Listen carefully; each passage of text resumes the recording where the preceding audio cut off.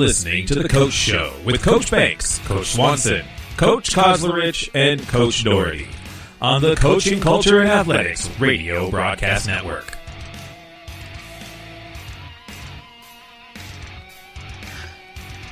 Sit back and enjoy the show.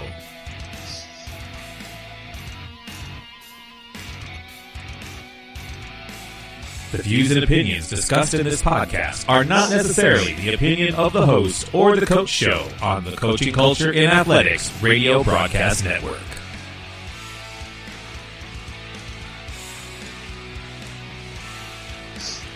Let's get it done.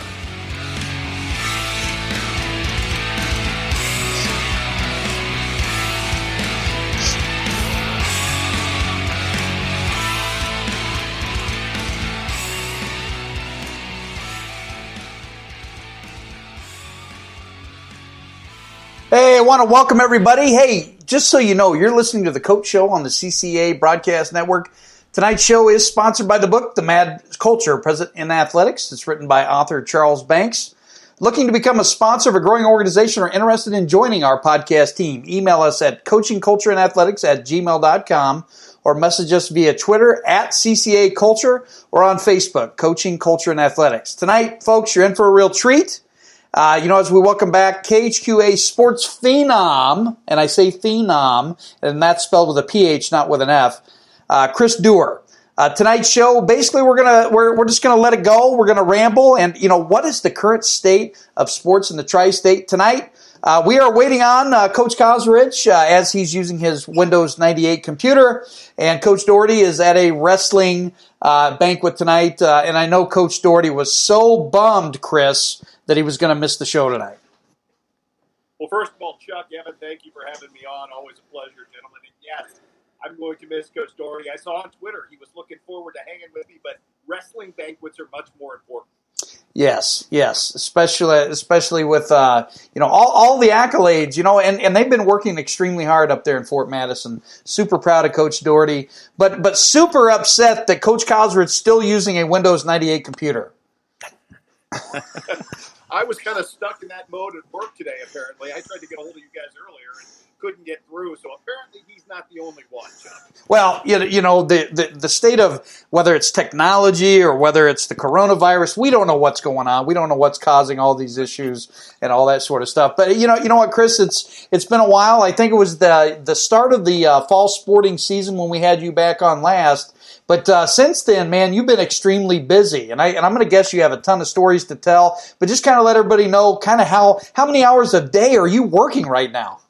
This time of year, it feels like around the clock. I'm not sure it is. I think we sneak some sleep in from time to time, but all of a sudden we've reached that really weird period, Chuck, where you're going and going and going for 5 months with the winter sports season, and it's wrestling and it's basketball every night. And this week, the bottom dropped out, and it's like, okay, now what? And spring sports will be here soon enough, but there's that realization that you kind of plow forward through everything, especially, the last 2 weeks are kind of a scheduling purgatory because we're all over the place. I mean, we had somebody over in, the Kansas City area yesterday for the Monroe City basketball team. We had somebody in Moberly. I was in town with John Wood trying to play out the Region 24 basketball tournament. I mean, we were, and all of a sudden you realize that you're not going anywhere next week. And you had a bunch of teams lose that we didn't think would lose, and now you calibrate and go. You go from, man, we've got a lot of stuff to try to figure out what are we going to fill with next week. So it's always something different in the business, which makes it fun and unique. And I don't know what day it is most days anymore. I have a schedule with everything written down, and I know where I'm that day. But if you ask me exactly specifically what day of the week it is, I'm not sure this time of year I can tell you. I know we had daylight savings today, and I lost an hour off my weekend. So that's about all I can tell you with any definite clarity at this point. Yes, and folks, I did read his Twitter, and he was really upset with the gods that that are out there that we had to push that hour ahead. Coach Kozlerich, I'm glad to see you got that Windows 98 Dell computer all fixed up, buddy. All the difficulties, man, technology. Oh man, it's so much fun. And yeah, Coach Kozerich, this is Chris Duerr, man. He's an amazing guy. And if you want to talk about tri-state sports, this guy is. Do you remember a guy by the name of Ed Wilson? I think he was a weatherman. I think this guy's even more popular than Ed Wilson is in Des Moines.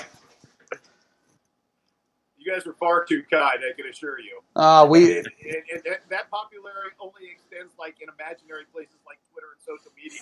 At home, I can tell you there are days I'm plenty unpopular indeed. Oh, yeah, and that happens with us too. Trust me. Anytime you look at that. Now, here's an interesting facet. And this will be a fun question for you, Chris. And then I'll let. I know Coach Swanson has.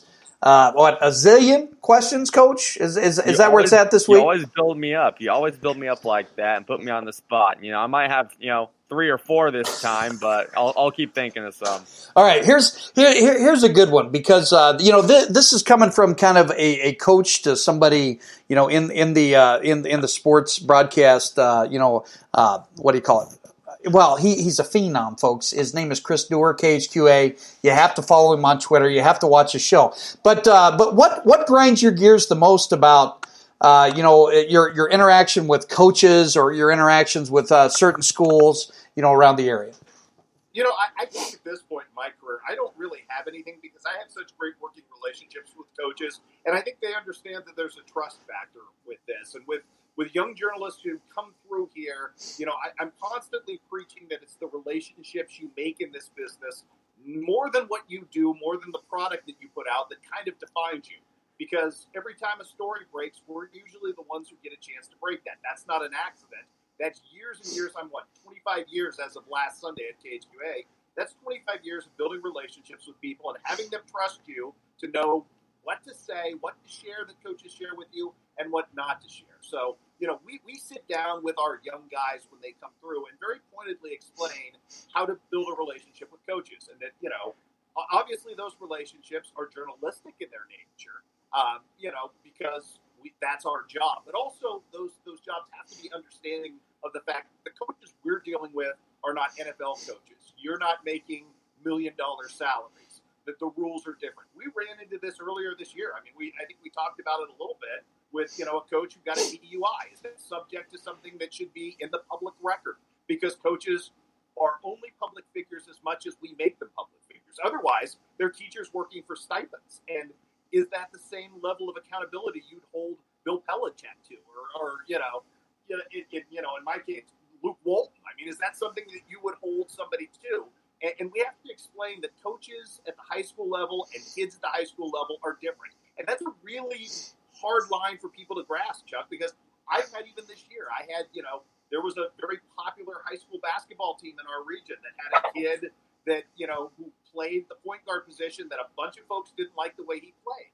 And they wanted to go after this kid, run up, I guess, like a social media campaign to kind of, suggest why they didn't like the kid. You're talking about an 18-year-old kid here. You can't do that. The rules are different. And we lose sight of that as sports fans. We sort of blurred it, which, is sort of the creation of the fact that we've always tried to do this and treat kids, in the tri-states with our broadcast the same way ESPN treats, the superstar athletes that we all know, the pro athletes. But you have to be mindful of the fact that it is, in fact, different, that kids are not subject to the same level of criticism that pro athletes are. Because they're not being paid. They're not being held to that standard. And this is a really formative time in young people's lives. And the last thing you want to do, especially with all the issues that we have today, is to contribute to somebody's lesser demise.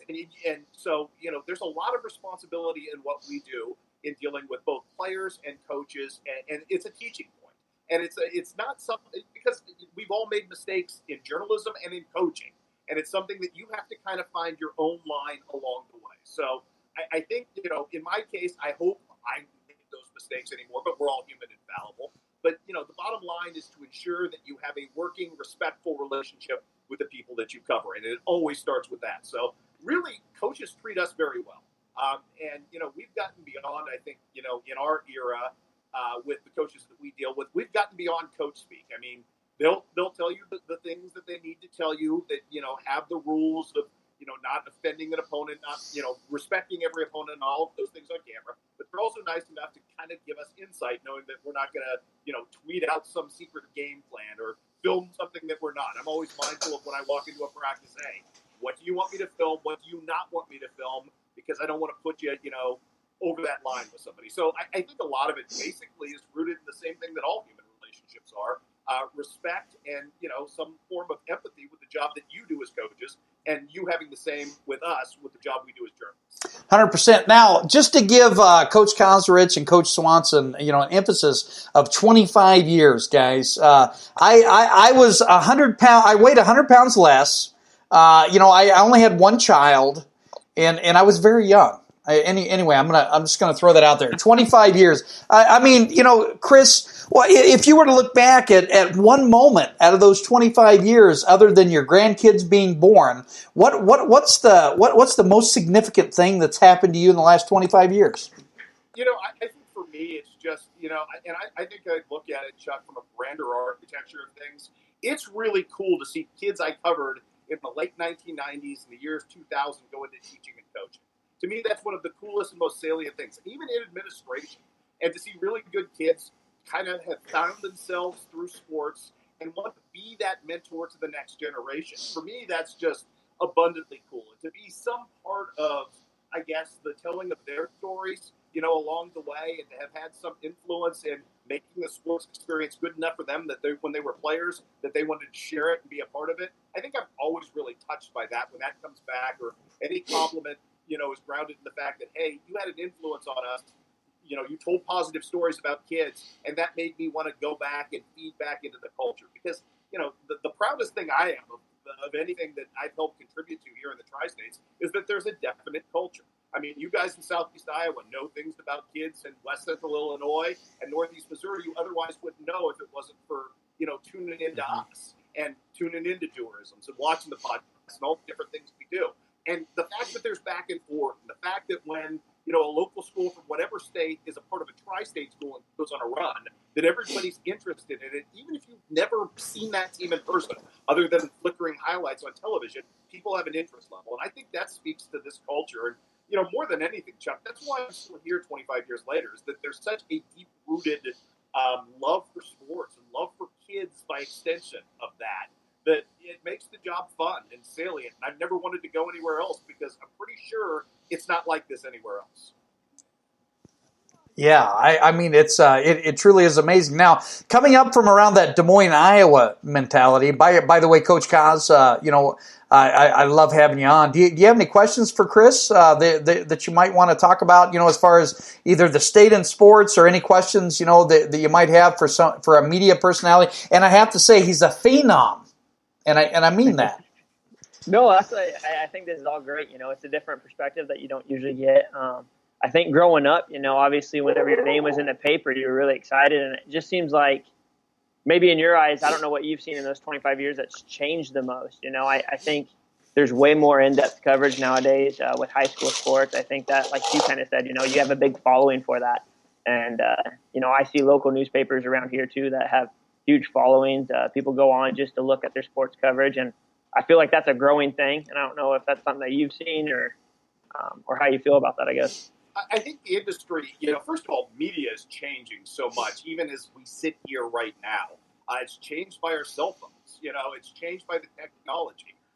It used to be that you had to rely on, your local sportscaster in the houndtooth sports coat, the toupee, and, exactly 6 o'clock to find out your national scores. You had to tune in to do that. It was all appointment television. And now, we get more people watching us on the web on their time than, actually when it's live and hot.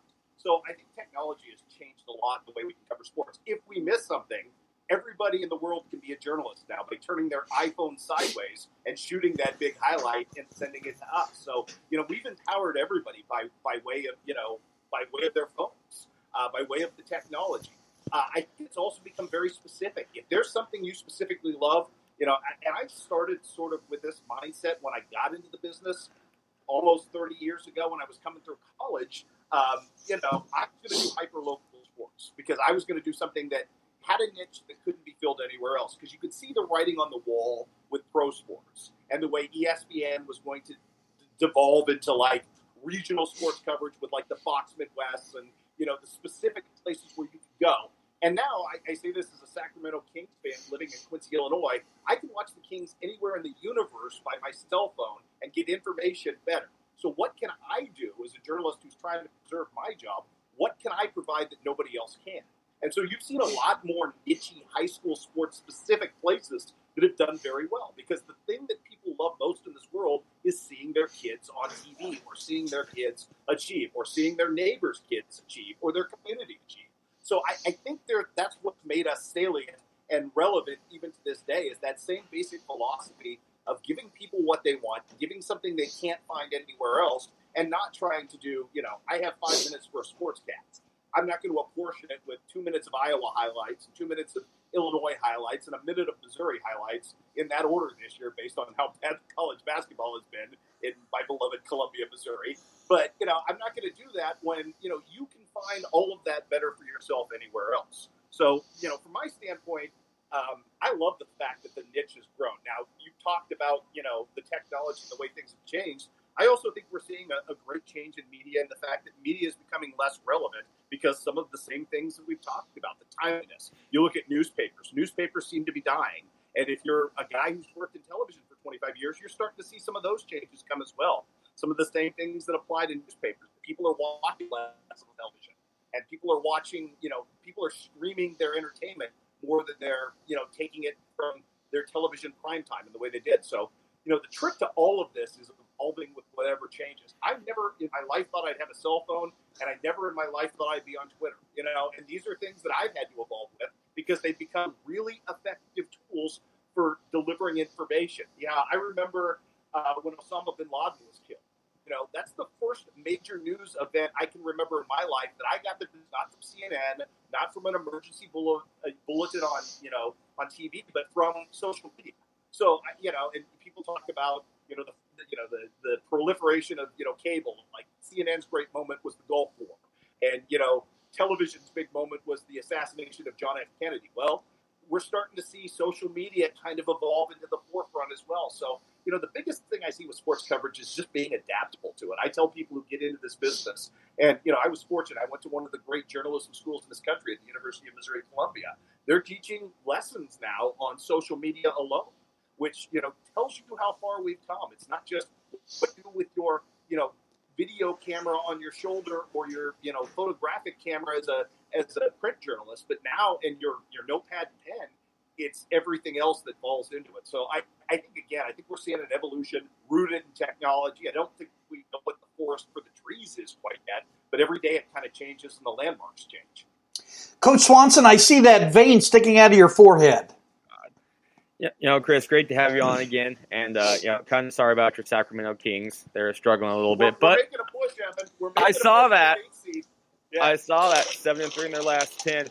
You know, thank you for everything you do in the Tri-States. Being a coach down here, I love your coverage. You do such an amazing job.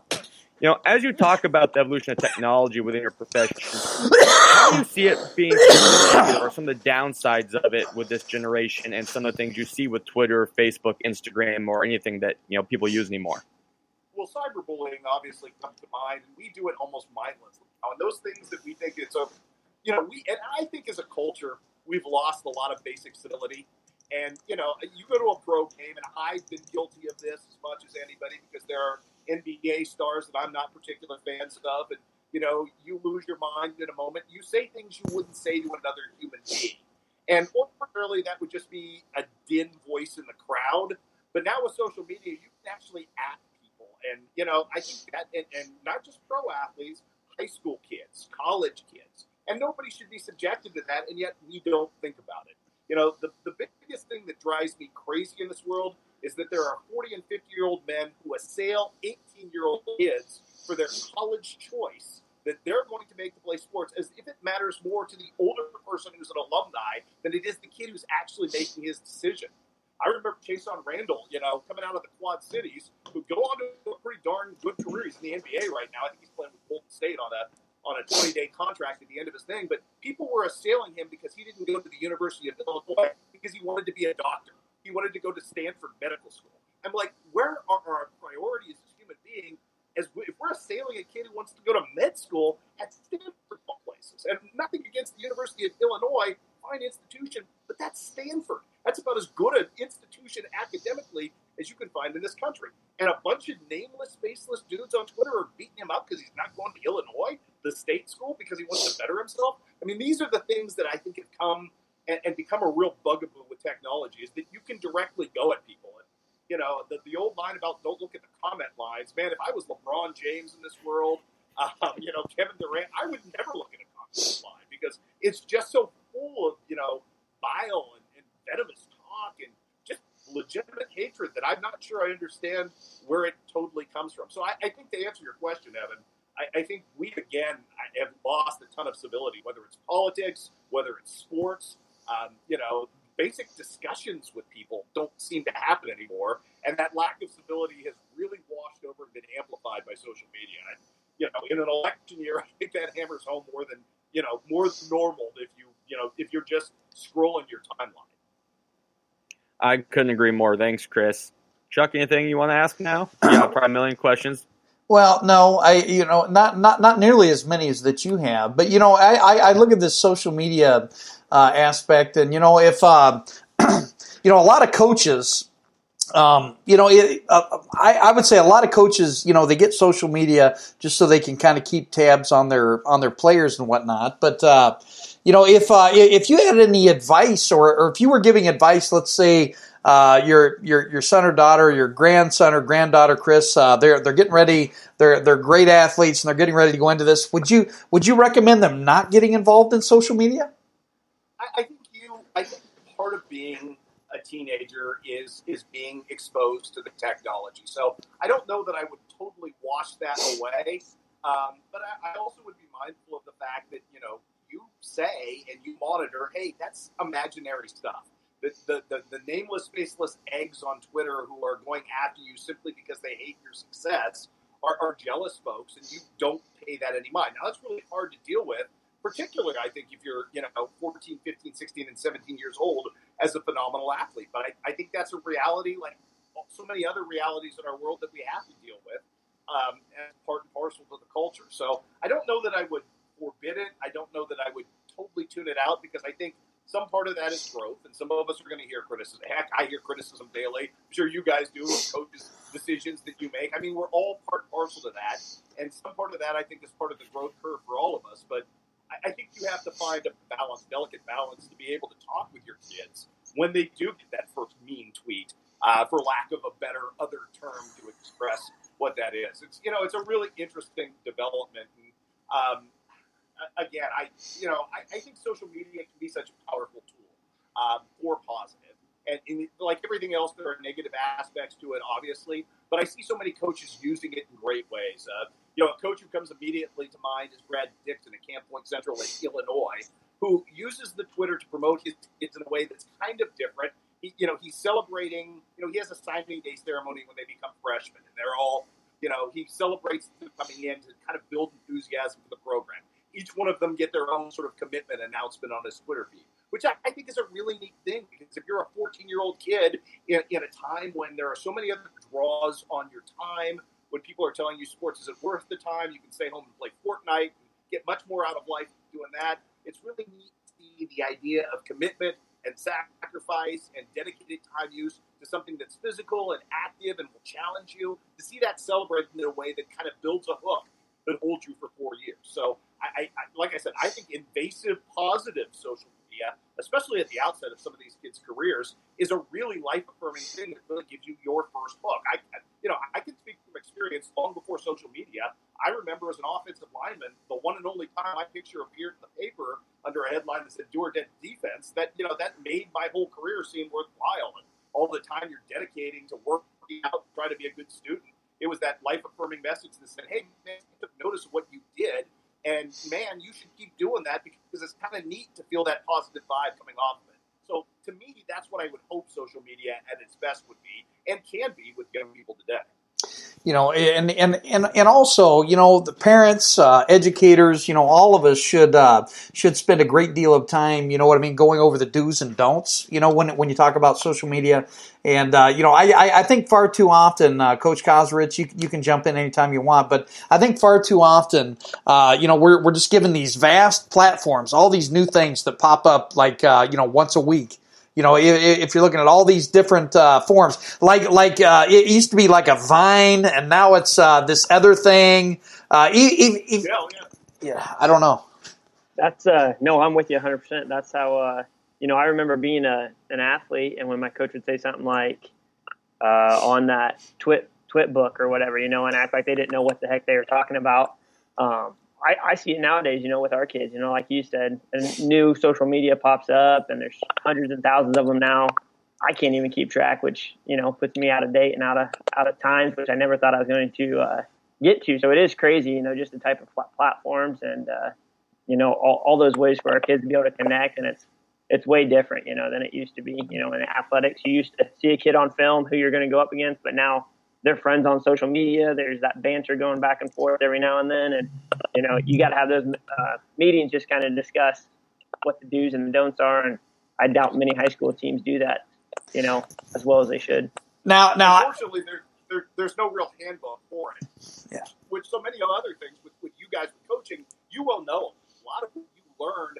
Nobody hands you the handbook and said, here's everything you need to know about coaching. Mm-hmm. You kind of figure it out, all of you, by watching other folks. And who's really good on social media. And, hey, that's a positive idea. And like so much else in the culture of coaching, you always have that. So, again, I would look for really positive examples of coaches that you think are doing a great job. I think it's really cool when you get to hit a max, especially when one of your hardworking, unsung kids in the weight room hit a max. You put video of him, hitting his squat max on social media, and let him celebrate the moment, because there are too many moments in this world anymore that are difficult for kids. Let's give everybody a celebratory moment like that, and I think that's really an effective tool. Does that drive that kid to go and want to push beyond the max he just did and be celebrated again? So I think, like anything else, I think there's a lot of positive leaning that goes on, which gives me hope, I guess, in the realm of social media, that coaches have figured it out. So much like everything else, you guys adapt to whatever's thrown your direction, whether it's a new scheme, in the field of play, or whether it's this variable that has become social media. One thing before I let Coach Swanson jump in, I can remember when Coach Hoffman, folks, when we got rid of the VHS system and he got that new thing called Huddle, and he was like, I don't know what's going on. And if Coach Hoffman ever listens, he'll probably call me and shoot a text and tell me to shut up. But anyway, it's just funny how much this technology thing has shifted gears. It really is, and it's changed the world, and it'll change it again tomorrow. And that's the one constant, is the change of everything. And again, I would say this to anybody in any industry. It doesn't apply to my industry or yours. You got to be adaptable in this world. That's the basic bottom line in 2020. If you're not adaptable, you make yourself obsolescent in whatever it is you do. Coach Swanson? Couldn't agree more. Chris, I want to shift focus just a little bit. You've had a busy few months, from, fall seasons till now. Are there just any great underdog stories, programs, teams, players, coaches, blowing people out of their expectations, anything that you've seen this year? I think there's a lot of that. And those are the stories that I've always kind of gravitated to, because, when you get the traditional powers that are constantly kind of, and that's fun, don't get me wrong, but it's the communities that get excited that haven't been on a run, that haven't gotten to state in a finite number of years, that really kind of make it much more interesting. And, again, we're in the enthusiasm celebration business. And, for us, there are too few sources, it seems like, anymore, of community pride. Sports might be the last great one at this particular time. So, I look at some of these teams that have come from out of nowhere over the course of the years, and, we've seen Quincy High School wrestling become a big-time deal.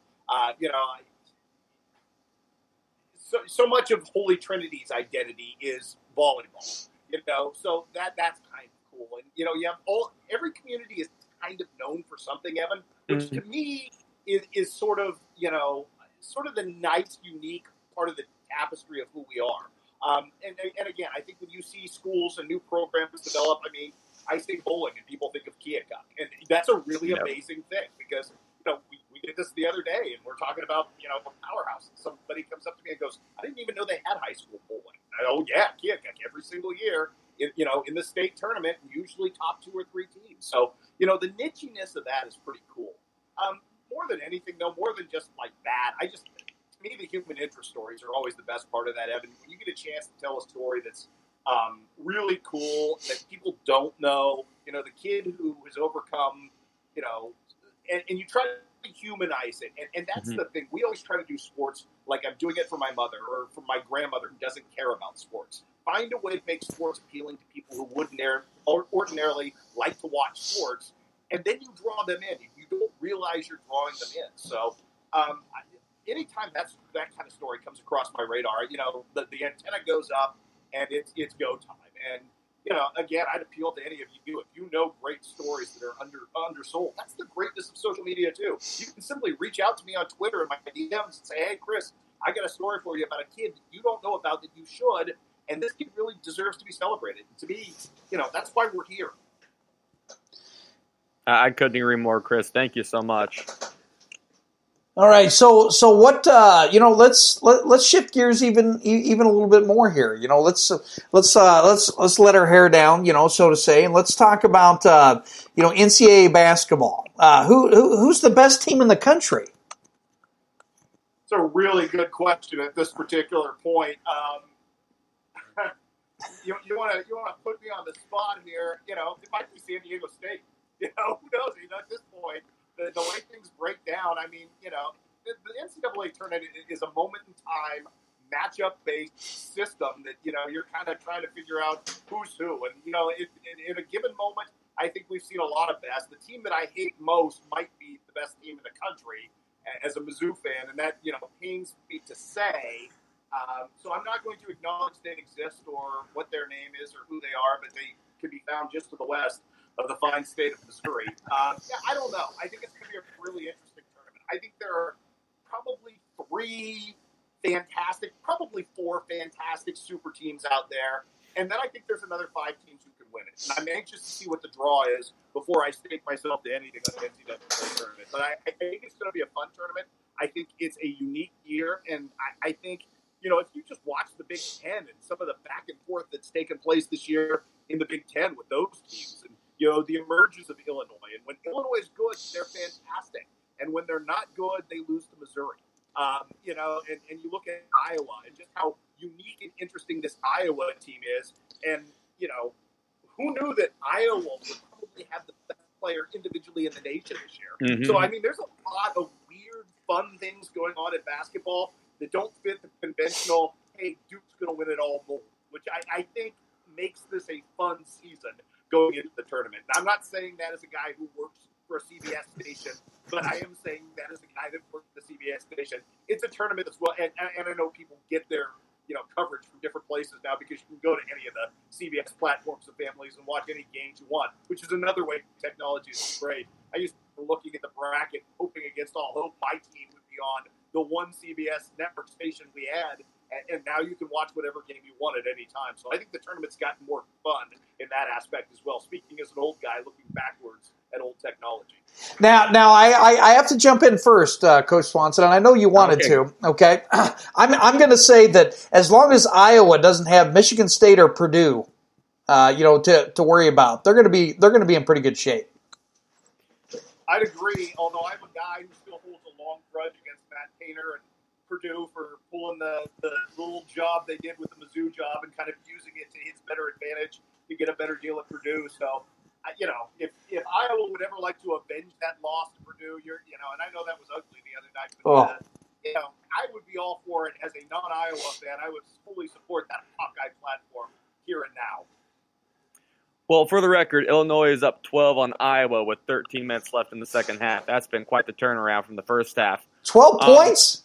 12 points, 60-48 right now. It has. Iowa hasn't scored a basket in about 5 minutes. I agree with you, Chris. I think this NCAA tournament is going to be fun. We see the emergence of Dayton this year. With Obi Toppin, who's just out of nowhere. San Diego State, which they're consistently good in the Mountain West, but they lost the other night. I think college basketball is at this really interesting point, both for men and women, that there's getting to be so much more talent available. That I think there's so many more travel teams, AAU teams, that some of these small schools are now starting to get better players. I saw that, Missouri State, didn't even know there was Missouri State. Women's basketball is ranked in the top 25. So, as you cover all this and you see, you're a sports guy, college basketball and stuff, do you think all these AAU teams and travel ball teams are benefiting college basketball?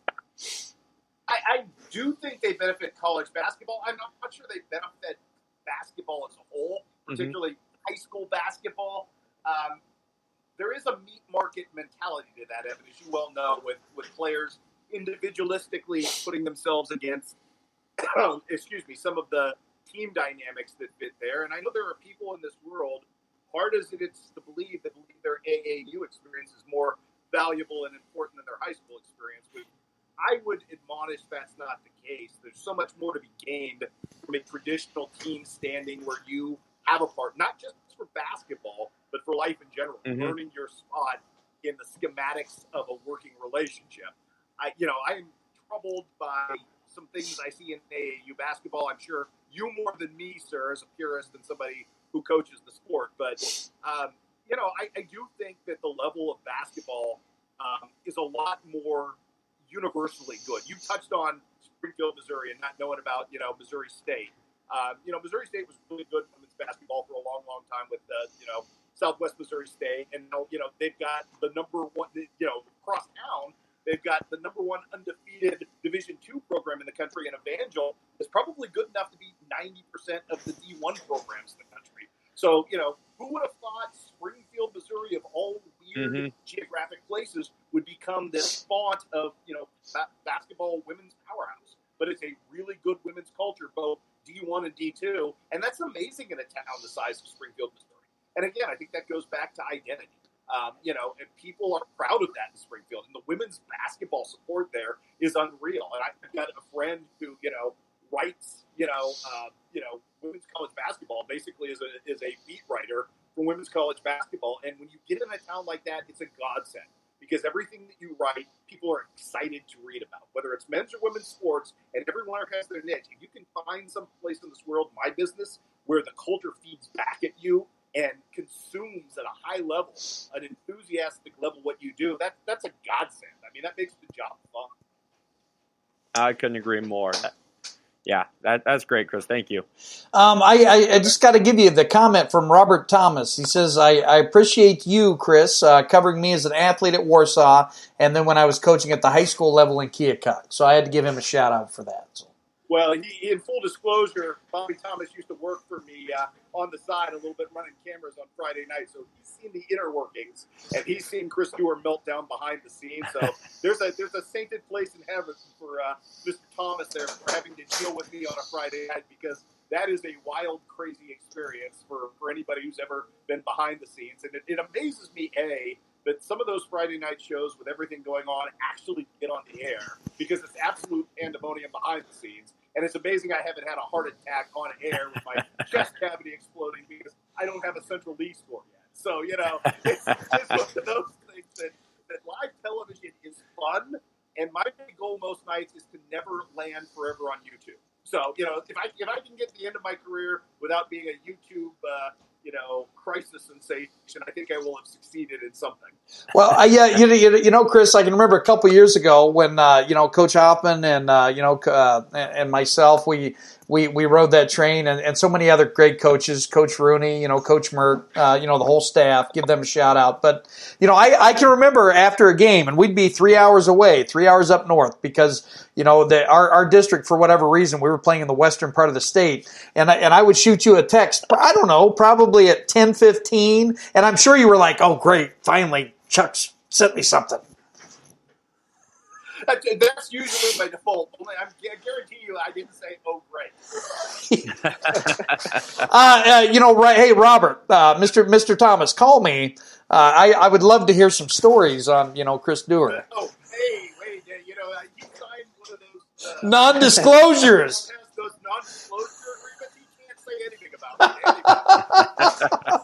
Oh man, we got 5.5 minutes left, and this show goes by so fast when you're on. Now, let's just throw this out there. If you had your choice, of any sporting activity, and I'm going to guess that you're a fan of all of them. Which one surprises you the most? You show up and you're like, oh gee, I got to go film this, but then then all of a sudden you're like, man, this is great. I can speak from actually direct experience this year because 25 years of doing this, I have never until a month ago covered lacrosse. Never had a reason to. It doesn't exist here. All of a sudden, Culver Stockton and Quincy University implement it. I don't know anything about lacrosse, honestly.